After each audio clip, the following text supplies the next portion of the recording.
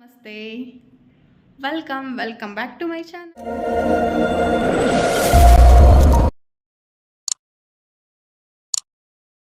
ಎಲ್ಲರೂ ಆರಾಮದಿರಿ ಅಂತ ಅಂದ್ಕೊಳ್ತೀನಿ. ನಾನು ಕೂಡ ಸೂಪರ್ ಆಗಿದ್ದೀನಿ. ಬನ್ನಿ ಇವತ್ತಿನ ವ್ಲಾಗ್ನ ಸ್ಟಾರ್ಟ್ ಮಾಡೋಣ.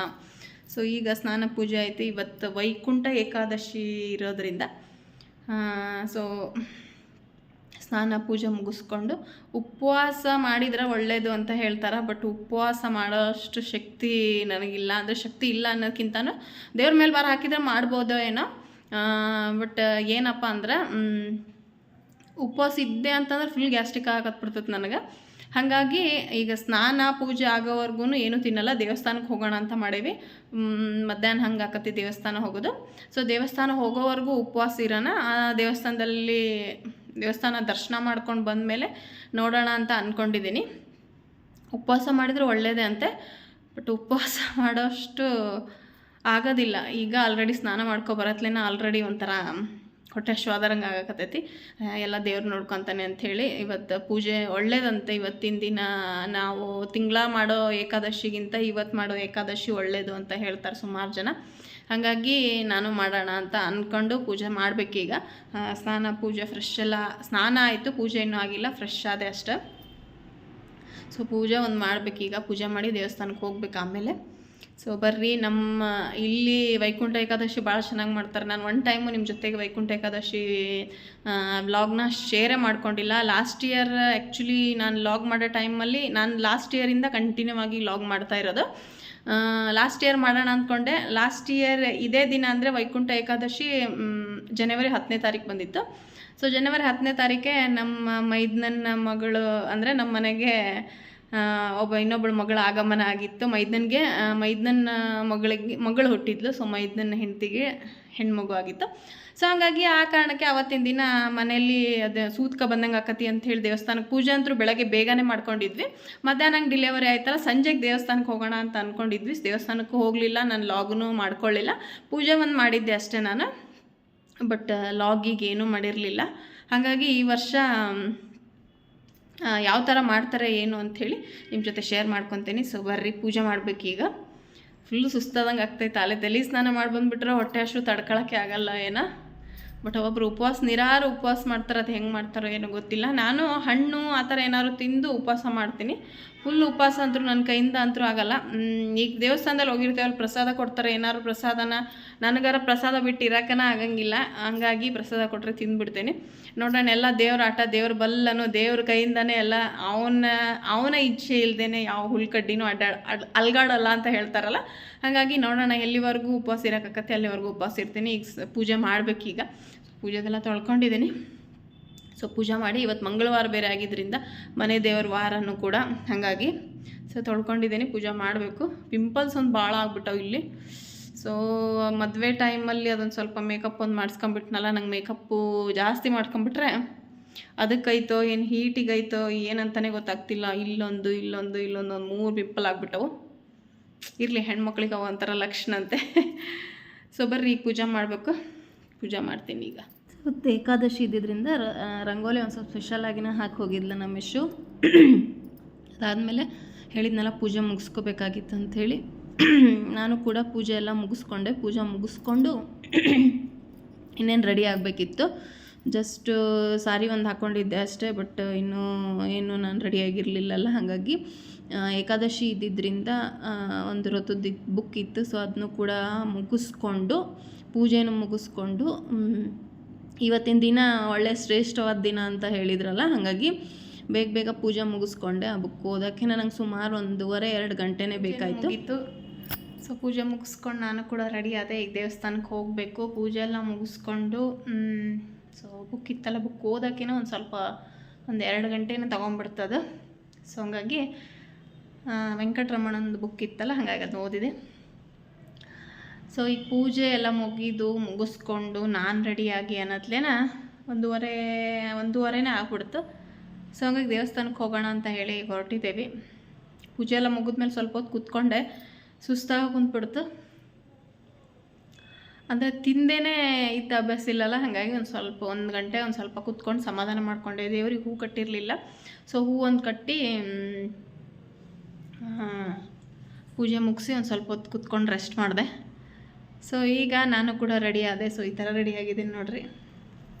ಈ ಸೀರೆ ಬಂದುಬಿಟ್ಟು ಲಾಸ್ಟ್ ಇಯರ್ ಅಂದರೆ ಮೊನ್ನೆ ದೀಪಾವಳಿ ಅಲ್ಲ, ಅದ್ರ ಹಿಂದಿನ ದೀಪಾವಳಿ ಕೊಟ್ಟಿದ್ದ ಸೀರೆ. ನಾನು ಲಾಸ್ಟ್ ಇಯರ್ ನಮ್ಮ ಊರಲ್ಲಿ ಜಾತ್ರೆ ಆಗುತ್ತೆ, ಈರಣ್ಣನ ಜಾತ್ರೆ ಅಂಥೇಳಿ ಆವಾಗ ಹಾಕಿದ್ದೆ. ಸೊ ಮತ್ತೆ ಹಾಕಿರಲಿಲ್ಲಲ್ಲ ಅಂಥೇಳಿ ಈಗ ಹಾಕಿದೆ ಈ ಸೀರೆನ.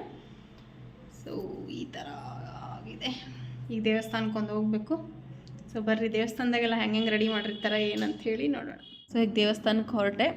ಇಲ್ಲೇ ಅಕ್ಕಾರು ಬಂದರು. ಸೊ ಒಂದು ಆಟೋ ಬುಕ್ ಮಾಡಿಕೊಂಡು 3 ಜನನೂ ಇಲ್ಲೇ ಬೆಟ್ಟದಾಸನಪುರ ಅಂಥೇಳಿ ನಾವು ಇರೋ ಪ್ಲೇಸಿಂದ ಒಂದು ಸ್ವಲ್ಪ ಒಂದು 15-20 ನಿಮಿಷದಲ್ಲಿ ಹೋಗ್ಬೋದು.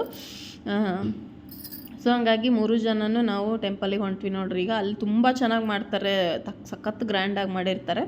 ಹಾಗಾಗಿ ಬೆಟ್ಟದಾಸನಪುರಕ್ಕೆ ಅಂಥೇಳಿ ಹೋಗಿದ್ವಿ. ಅಲ್ಲೇ ಈ ಕಡೆ ಸೋಮವಾರ ಮತ್ತು ಈ ಥರ ಏಕಾದಶಿ ಅಂತ ಮಾಡಿದರೆ ಅಲ್ಲೇ ವೆಂಕಟರಮಣ ಮತ್ತು ಈಶ್ವರ ಗಣೇಶನೂ ಐತಿ, ಎಲ್ಲ ಇದು. ಹಾಗಾಗಿ ತಿಮ್ಮರಾಯ ಸ್ವಾಮಿ, ಬೆಟ್ಟದಾಸನಪುರ ತಿಮ್ಮರಾಯ ಸ್ವಾಮಿ ಅಂತಲೇ ಇದು ದೇವಸ್ಥಾನದ ಹೆಸರಿರೋದು.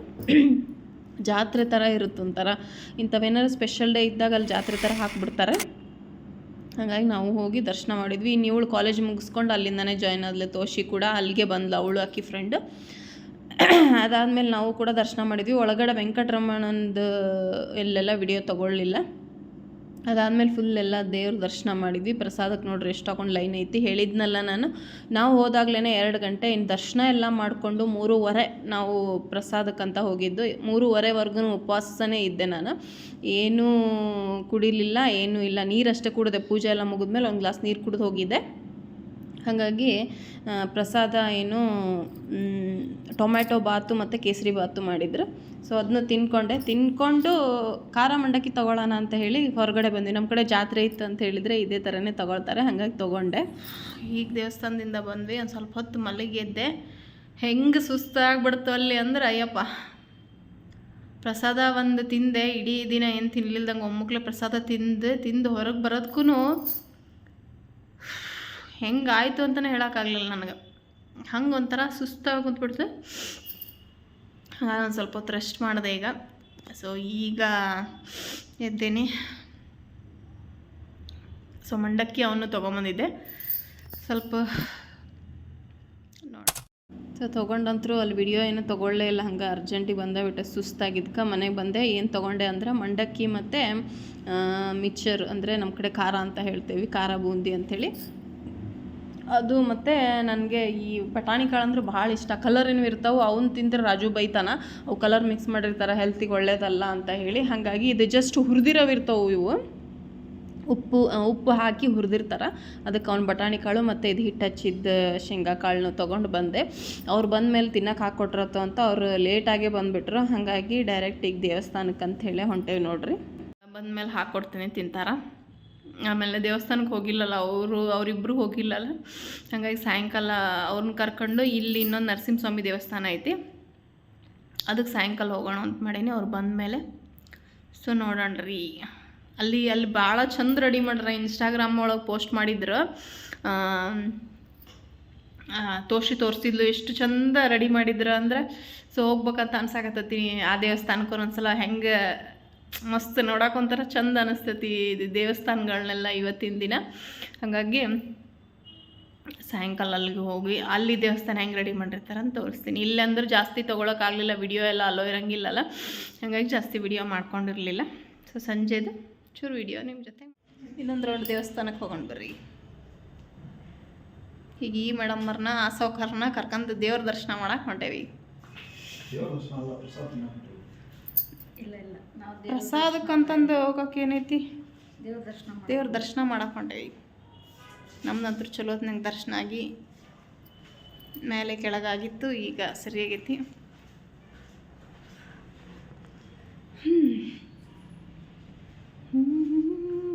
ಬರ್ತೀವಲ್ಲೇ ಬಾ. ಮತ್ತು ಅದೇ ಇವರು ಹೋಗಿರಲಿಲ್ಲಲ್ಲ, ಹಾಗಾಗಿ ಸಂಜೆಗೆ ಹೊರಟ್ವಿ. ಅಲ್ಲಿನೂ ಕೂಡ 7 ಬಾಗಿಲು ಅಂಥೇಳಿ ತುಂಬ ಚೆನ್ನಾಗಿ ಮಾಡಿದ್ರು. ಇಲ್ಲಿ ನರಸಿಂಹಸ್ವಾಮಿ ಟೆಂಪಲ್ ಅಂಥೇಳಿ, ಇದು ನಾವಿರೋ ಏರಿಯಾದಲ್ಲೇ, ತೊಗೂರಲ್ಲೇ ಚೆನ್ನಾಗಿ ಮಾಡಿರ್ತಾರೆ. ಹಾಗಾಗಿ ಅಲ್ಲಿ ಕೂಡ ಹೋದ್ವಿ. ನಾವು ಹೋದಾಗ್ಲೇ ಆಲ್ರೆಡಿ 9 ಗಂಟೆ, 8:45, 9 ಗಂಟೆ. ಅವರು ಕೂಡ ವರ್ಕ್ ಇರೋಕ್ಕೆ ಲೇಟಾಗಿ ಬಂದುಬಿಟ್ರು ಇಬ್ಬರು. ಹಾಗಾಗಿ ಲೇಟ್ ಆಗಿಬಿಟ್ಟಿತ್ತು. ಇವ್ರು ಅಂದರೆ ನಿಜವಾಗ್ಲೂ ಬ್ಯಾಡ್ ಲಕ್ ಅಂತಲೇ ಹೇಳ್ಬೋದು. ಪ್ರಸಾದನೇ ಸಿಗಲಿಲ್ಲ. ದರ್ಶನಕ್ಕೆ ಹೋಗಿ ನಿಂತ್ವಿ, ದರ್ಶನ ಮುಗಿಸ್ಕೊಂಡು ಇನ್ನೇನು ಲಾಸ್ಟ್ ಅಂದರೆ ಇನ್ನೊಂದು 5-6 ಮಂದಿ, ಮೋಸ್ಟ್ಲಿ ಒಂದು 10 ಮಂದಿ, ಆವಾಗ ನಮಗೆ ಪ್ರಸಾದನೇ ಸಿಗಲೇ ಇಲ್ಲ. ದರ್ಶನ ಮಾಡ್ಕೊಂಡ್ವಿ ಬಂದ್ವಿ. ನನಗೆ ಪ್ರಸಾದ ಸಿಕ್ಕಿತ್ತು ಮಧ್ಯಾಹ್ನ, ಬಟ್ ಇವರಿಬ್ಬರಿಗೂ ಸಿಗಲಿಲ್ಲಲ್ಲ ಅಂತ ಒಂದು ಬೇಜಾರಾಗ್ಬಿಡ್ತು. 7 ಬಾಗಿಲು ಥರ ಮಾಡಿದ್ರು ನೋಡ್ರಿ, 7 ಬಾಗಿಲದ ಒಳಗಡೆ 7 ಬಾಗಿಲು ದಾಟಿನ ಮೇಲೆ ದೇವ್ರ ದರ್ಶನ ಮಾಡೋ ಥರ ಚೆನ್ನಾಗಿ ಮಾಡಿದ್ರು. ಒಂಥರ ಇಲ್ಲಿನೂ ಕೂಡ ಜನ ಜಾತ್ರೆ ರೋಡಿಗೆ ಬಂದುಬಿಟ್ಟಿತ್ತು ಲೈನು. ಸೊ ಏಕಾದಶಿಯ ವಿಶೇಷತೆ ಅಂತ ಹೇಳಿದ್ರೇ ಬೆಂಗಳೂರಲ್ಲಿ ಒಂಥರ ಸ್ಪೆಷಲ್ ಅಂತಲೇ ಹೇಳ್ಬೋದು. ನಮ್ಮ ಕಡೆ ಎಲ್ಲ ಏಕಾದಶಿ ಅಂತ ನಾನು ಮದುವೆಗೂ ಮೊದಲು ಏನು ಗೊತ್ತೇ ಇರಲಿಲ್ಲ. ಈಗ ನಮ್ಮೂರಲ್ಲೂ ಕೂಡ ವೆಂಕಟರಮಣನ ದೇವಸ್ಥಾನ ಆಗಿರೋದ್ರಿಂದ ಸಖತ್ ಗ್ರ್ಯಾಂಡಾಗಿಯೇ ಮಾಡ್ತಾರೆ. ಸೊ ಅದನ್ನೆಲ್ಲ ಮುಗಿಸ್ಕೊಂಡು ಇದು ಹಿಂದಿನ ದಿನದ ವ್ಲಾಗ್ ಇದು. ಆ್ಯಕ್ಚುಲಿ ನಾನು ಇದ್ರ ಜೊತೆಗೇ ಕಂಟಿನ್ಯೂ ಮಾಡ್ತಾಯಿದ್ದೀನಿ. ಏನು ಅಂತ ಹೇಳಿದರೆ ಒಂದು ಹೋಟೆಲ್ಲಿಗೆ ಹೋಗಬೇಕಾಗಿತ್ತು ಪ್ರಮೋಷನಿಗೆ ಅಂಥೇಳಿ. ಹಾಗಾಗಿ ಇಲ್ಲೇ ಜೂಡಿಯಾದಾಗ ಇಯರ್ ಎಂಡ್ ಸೇಲ್ ಹಾಕಿರ್ತಾರೆ ಅಂಥೇಳಿ ಮೆಸೇಜ್ ಬಂದಿತ್ತು. ಹಾಗಾಗಿ ಹಾಕಿದಾರೇನೋ ಅಂಥೇಳಿ ನೋಡೋಕೆ ಹೋಗಿದ್ವಿ. ಸೊ ಇನ್ನೂ ಇವತ್ತಿಲ್ಲ, ನಾಳೆ ಹಾಕ್ತೇವೆ ಅಂತ ಹೇಳಿದ್ರು. ಹಾಗೆ ನೋಡಿಕೊಂಡು ಇದು ಆ್ಯಕ್ಚುಲಿ ನೀಲಾದ್ರಿ ಒಳಗಡೆ ಇರೋದು ಒಂದು ಯಾವುದು ಅಂತ ಹೇಳಿದರೆ ಪಟೇಲ ಅಂತ ಹೇಳಿ ಒಂದು ಡಾಬಾಗೆ ನಿಮ್ಮನ್ನು ಕರ್ಕೊಂಡು ಹೋಗ್ತಾ ಇದ್ದೀನಿ ಬರ್ರಿ. ಸೊ ಸಖತ್ತಾಗಿ ಡಾಬಾ ಸ್ಟೈಲ್ ಊಟ. ಇದು ಇರೋದು ನೀಲಾದ್ರಿ, ಇಲ್ಲೇ ನೀಲಾದ್ರಿ ಒಳಗಡೆ, ಎಲೆಕ್ಟ್ರಾನಿಕ್ ಸಿಟಿ ನೀಲಾದ್ರಿ ಒಳಗಡೆ ಇದೆ. ಮಾತ್ರ ಸಖತ್ತಾಗೈತಿ. ಅಲ್ಲಿದು ಫೋಟೋ ಸೆಷನ್ಗಾಗಲಿ ಅಥವಾ ಈಗ ನ್ಯೂ ಇಯರ್ ಅಂತ ಬಂತಲ್ಲ, ಈಗ ನಾಳೆಗೆ ನ್ಯೂ ಇಯರ್ ಇದೆ. ಸೊ ಹಂಗಾಗಿ ನ್ಯೂ ಇಯರಿಗೆ ಸೆಲೆಬ್ರೇಷನಿಗಾಗಲಿ ಅಥವಾ ಊಟಕ್ಕಾಗಲಿ ಎಲ್ಲರೂ ಒಂದು ನೈಟ್ ಹೋಗಿ ಬರೋಣ, ಒಂದು ಸೆಲೆಬ್ರೇಷನ್ ಮಾಡ್ಕೊಬರೋಣ ಅಂತ ಹೇಳಿದರೆ ಟ್ರೆಂಡ್ಸ್ ಇದೆ ನೋಡಿ ನೀಲಾದ್ರಿ ಒಳಗಡೆ. ಟ್ರೆಂಡ್ಸ್ ಬ್ಯಾಕ್ ಸೈಡ್ ಇದೆ ಇದು ನೋಡಿರಿ, ಪಟೇಲ ಡಾಬಾ ಅಂತ ಹೇಳಿ. ಚೆನ್ನಾಗಿದೆ ಒಂಥರ. ಅಲ್ಲಿ ಏನೋ ಅವ್ರು ಡೆಕೋರೇಷನ್ ಮಾಡಿರೋದಾಗಲಿ, ಒಂಥರ ಫೋಟೋ ಸೆಷನ್ನಿಗೆ ಒಂಥರ ಕುತ್ಕೊಂಡು ಒಂದು ಸ್ವಲ್ಪ ಹೊತ್ತು ಆರಾಮಾಗಿ ರಿಲೀಫ್ ಮಾಡ್ಕೊಳ್ಳೋಕ್ಕೆ. ಮತ್ತು ಜನ ಜಾಸ್ತಿ ಇರಲ್ಲ, ಈಗೀಗ ರೀಸೆಂಟಾಗಿ ಸ್ಟಾರ್ಟ್ ಮಾಡಿದಾರಲ್ಲ, ಹಾಗಾಗಿ ಇನ್ನೂ ಜನಕ್ಕೆ ಗೊತ್ತಿಲ್ಲ. ಹಾಗಾಗಿ ಫ್ರೀ ಇರೋರಿಗೆ ಬೇಕು ಅಂತ ಹೇಳಿದರೆ ಒಂದು ಸ್ವಲ್ಪ ಫ್ರೀಯಾಗಿ ಮಾತಾಡ್ಕೊತ ಕುತ್ಕೊಳ್ಳೋಕ್ಕೆ, ವಿಡಿಯೋ ಫೋಟೋ ಸೆಷನ್ ಮಾಡ್ಕೊಳ್ಳೋಕ್ಕೆ ಅನ್ನೋರಿಗೆ ಇದು ಬೆಸ್ಟ್ ಅಂತಲೇ ಹೇಳ್ತೀನಿ. ಫುಡ್ಡು ಕೂಡ ಅಷ್ಟೇ ತುಂಬ ಚೆನ್ನಾಗಿದೆ. ಇದು ಪಂಜಾಬಿ ಹೋಟೆಲ್ ಆಗಿರೋದ್ರಿಂದ ವೆಜ್ ನಾನ್ ವೆಜ್ ಎರಡೂ ಇರ್ತೈತಿ. ಯಾವ್ದು ಬೇಕು ಅದನ್ನು ನೀವು ಆರ್ಡರ್ ಮಾಡ್ಕೋಬೋದು. ಚೆನ್ನಾಗೈತೆ ನೋಡ್ರಿ, ಒಳಗೆ ಎಂಟ್ರಿಗಿನ ಚೆನ್ನಾಗೈತಿ. ಸೊ ಹಂಗಾಗಿ ಹಿಂದಿನ ದಿನ ಹೋಗಿದ್ವಿ, ಬಟ್ ಅದನ್ನು ಸಪ್ರೇಟಾಗಿ ಹಾಕೋಕ್ಕೆ ಸುಮ್ಮನೆ ಲೆಂತ್ ಇಲ್ಲ ಅಂತ ಹೇಳಿ ಎರಡು ಮಿಕ್ಸ್ ಮಾಡಿ ವಿಡಿಯೋ ಹಾಕ್ತಾಯಿದ್ದೀನಿ. ಇದು ಎಂಟ್ರಿಗೇನೆ ಈ ಥರ ಮಾಡಿದ್ದಾರೆ. ಇದು ಬಂದುಬಿಟ್ಟು 3rd ಫ್ಲೋರಲ್ಲಿದೆ.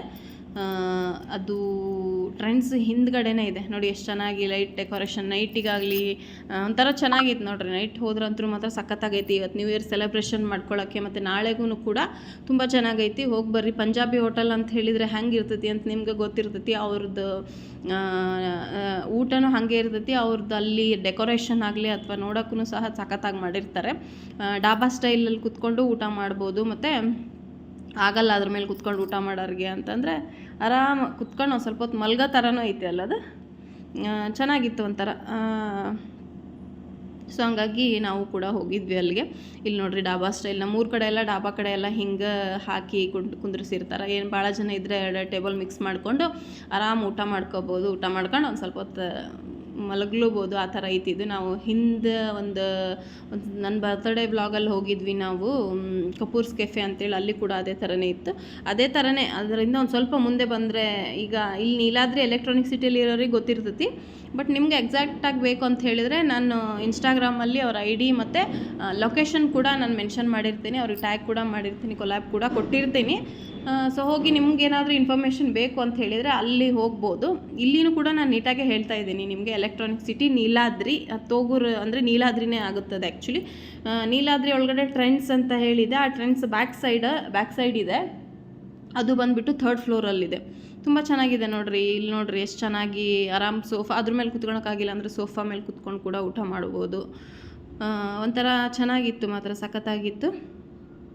ಸೊ ನೀವು ಕೂಡ ಈ ನ್ಯೂ ಇಯರ್ ಸೆಲೆಬ್ರೇಷನ್ನ ಅಲ್ಲಿ ಹೋಗಿ ಒಂದು ಸ್ವಲ್ಪ ಟೈಮ್ ಸ್ಪೆಂಡ್ ಮಾಡಿದರೆ, ಇಡೀ ದಿನ ಈ ಬೆಂಗಳೂರಲ್ಲಿ ವರ್ಕ್ ಮಾಡೋರಿಗೆ ಸ್ವಲ್ಪ ಏನಾದರೂ ಫ್ರೀನೆಸ್ ಅಂತ ಬೇಕಾಗತ್ತೆ ಮೈಂಡಿಗೆ. ಒಂಥರ ಸ್ಟ್ರೆಸ್ಸಲ್ಲಿ ಸ್ವಲ್ಪ ಎಲ್ಲಾದರೂ ಹೋಗಿ ರಿಲೀಫಾಗಿ ಕುತ್ಕೊಂಡು ಆರಾಮ್ ಊಟ ಮಾಡಿಕೊಂಡು ಒಂದು ಸ್ವಲ್ಪ ಹೊತ್ತು ಕಣ್ಣಿಗೂ ಆಗಲಿ ಮನಸ್ಸಿಗಾಗಲಿ ತೊಗೊಂಬರ್ಬೇಕು ಅಂತ ಹೇಳ್ತಾರಲ್ಲ, ಮಕ್ಕಳದ್ದು ಕರ್ಕೊಂಡು. ಸೊ ಹೆಂಡತಿ ಗಂಡಂದ್ರು ಹೋಗಿ ಒಂದು ಸ್ವಲ್ಪ ರಿಲೀಫ್ ಮಾಡ್ಕೊಳಕ್ಕೆ. ಈ ಹೆಂಡ್ತಿರೂ ಮನೇಲೇ ಮಾಡಿ ಬೇಜಾರಾಗಿಬಿಟ್ಟಿರ್ತಾರೆ ಅದೇ ತಿಂದು. ಸೊ ಹಾಗಾಗಿ ಸ್ವಲ್ಪ ಹೊರಗಡೆ ಹೋಗಿ ಬಂದರೆ ಅವ್ರಿಗೂ ಕೂಡ ಚೇಂಜಸ್ ಅನ್ನಿಸ್ತೈತಲ್ಲ. ಸೊ ಹಾಗಾಗಿ ಇದೊಂದು ಒಳ್ಳೆ ಪ್ಲೇಸು, ಸಖತ್ತಾಗೈತಿ. ಹೋಗಿ ನೀವು ಕೂಡ ಈ ನ್ಯೂ ಇಯರ್ ಸೆಲೆಬ್ರೇಷನ್ನ ಈ ಪಟೇಲ ಡಾಬಾ ಜೊತೆಗೆ ನೀವು ನಿಮ್ಮ ನ್ಯೂ ಇಯರ್ ಸೆಲೆಬ್ರೇಷನ್ನ ಮಾಡ್ಕೊಳ್ಳಿ ಅಂತ ಹೇಳಿ ನಿಮ್ಮ ಜೊತೆಗೆ ನಾನು ಶೇರ್ ಮಾಡ್ತಾಯಿದ್ದೀನಿ. ಸೊ ನೋಡಿ, ಈ ಥರ ಎಂಟ್ರಿಗೇ ಆ ಥರ ಇತ್ತು. ಒಂಥರ ಸಖತ್ತಾಗೈತಿ. ಇಲ್ಲಿ ನಾವೆಲ್ಲ ಫೋಟೋಗೆ ನಿಂತ್ಕೊಂಡು ಫೋಟೋ ಎಲ್ಲ ತಗೊಂಡು ಬಂದ್ವಿ, ಚೆನ್ನಾಗಿತ್ತು. ಸೊ ಇಷ್ಟಾಗಿತ್ತು ಏಕಾದಶಿ ಮತ್ತು ಈ ಪಟೇಲ ಡಾಬಾದ ಸೊ ಪಂಜಾಬಿ ಸ್ಪೆಷಲ್ ಅಂತಲೇ ಇದೆ ನೋಡಿರಿ. ಇಷ್ಟಾಗಿತ್ತು ನೋಡಿರಿ ಈ ಬ್ಲಾಗು. ಸೊ ನಿಮಗೆ ಏನಾದರೂ ಈ ಬ್ಲಾಗ್ ಇಷ್ಟ ಆದರೆ ಲೈಕ್ ಮಾಡಿ, ಕಮೆಂಟ್ ಮಾಡಿ, ಶೇರ್ ಮಾಡಿ, ಹಾಗೆ ಪಕ್ಕದಲ್ಲಿರೋ ಬೆಲ್ ಬಟನ್ ಕೂಡ ಕ್ಲಿಕ್ ಮಾಡಿ. ಯಾರಾದರೂ ಹೊಸೊಬ್ರು ಹಾಗೆ ಆ್ಯಕ್ಚುಲಿ ಜಾಸ್ತಿ ಏನು ಹೊಟ್ಟೆ ಹಶ್ವಾಗಿದ್ದಿಲ್ಲ, ಹಾಗಾಗಿ ನಾವು ತಗೊಂಡಿದ್ದು ಆಲೂ ಪರೋಟ, ತಂದೂರಿ ರೋಟಿ, ಒಂದು ಧಾಬಾ ವಾಲ್ ದಾಲಿ ಅಂಥೇಳಿ, ಮಕ್ಕೀನ್ ಕಿ ರೋಟಿ ಅಂಥೇಳಿ, ಆಮೇಲೆ ಜೀರಾ ರೈಸು. ಸೊ ಇಷ್ಟು ತೊಗೊಂಡು ನಾವು ಊಟ ಮುಗಿಸ್ಕೊಂಡು ಬಂದ್ವಿ. ಅಡುಗೆ ಮಾತ್ರ ತುಂಬ ಚೆನ್ನಾಗಿತ್ತು. ಇದು ದಾಲ್ ಮಾತ್ರ ಸಖತ್ತಾಗಿತ್ತು, ಒಂಥರ ಡಿಫ್ರೆಂಟಾಗಿ ಟೇಸ್ಟ್ ಇತ್ತು. ಇನ್ನು ಗೊಂಜಾಳದ ರೊಟ್ಟಿ ಇದೊಂದು ಒಂಥರ ಚೆನ್ನಾಗಿತ್ತು. ಸೊ ಇಷ್ಟಾಗಿತ್ತು ನೋಡಿರಿ ವ್ಲಾಗು. ಊಟ ಮುಗಿಸ್ಕೊಂಡು ನಾವು ಕೂಡ ಈಗ ಮನೆಗೆ ಸೊ ಅವರು ಕೂಡ ಯಾವ್ಯಾವ ಸ್ಪೆಷಲ್ ಐತಿ ಅವನ್ನಷ್ಟೇ ತರಿಸ್ಕೊಂಡ್ವಿ, ಹೊಟ್ಟೆ ಜಾಸ್ತಿ ಹಶ್ವಾಗ್ಲಿಲ್ಲದಕ್ಕೆ. ಈ ದಾಲ್ ಮಾತ್ರ ಚೆನ್ನಾಗಿತ್ತು ಒಂಥರ. ಸೊ ನಾವು ಕೂಡ ಈಗ ಊಟ ಮುಗಿಸ್ಕೊಂಡು ಮನೆಗೆ ಹೋಗ್ತಾ ಇದ್ದೇವೆ. ಸೊ ನಿಮಗೆ ನೆಕ್ಸ್ಟ್ ವ್ಲಾಗಲ್ಲಿ ಸಿಗ್ತೀನಿ. Thank you.